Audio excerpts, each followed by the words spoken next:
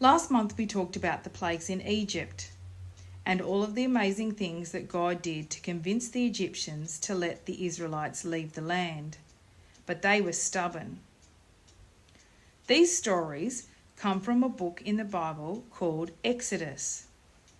The word Exodus means going out, and the book tells the story of how God's people, the Israelites, went out of Egypt. This story is about the last plague and a special meal called the Passover. God said to Moses, "I will send down one last plague on Egypt, and then Pharaoh will let you go. So I want you to begin a new year, starting from tonight, the last night that you will all be held in slavery. From now on, this month will become the first month of your new year. I want you to call the people together and give them my instructions. On the 10th day of this month, each man must choose a lamb or a kid for his family. A kid is a baby goat.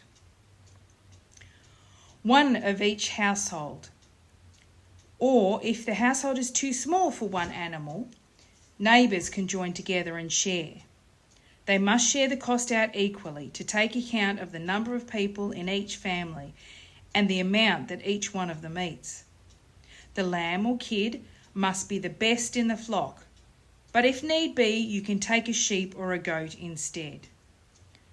You must keep it safe until the 14th day of this month, and then you must all meet together and prepare your animals to eat in the time between evening and nightfall.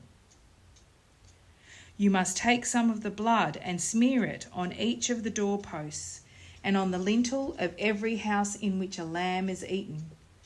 The meat must be roasted over the fire, and you must eat unleavened flat bread with it and green herbs. You must not eat any of it raw or boiled in water. The entire beast must be roasted. Not a scrap of it must be left over until the next day. So if anything's left, you must burn it at once. I want you to eat this meal in a special way, with your belts fastened, your sandals on your feet, and your staves in your hands. And you must eat it quickly in memory of the night when I told you to hurry away from Egypt and be free once again. This meal is to be called the Lord's Passover. For tonight I will send the last terrible plague in Egypt, but I will pass over all the homes of the Israelites in safety. Keep this day as a day of remembrance and a special festival. Keep it from generation to generation, wherever you live, for all time." The last plague was so terrible that the Egyptians let the people leave. The Jewish people still celebrate the Passover as a feast day. Christians don't celebrate Passover because Jesus gave us a new feast to take its place, the Holy Supper or communion.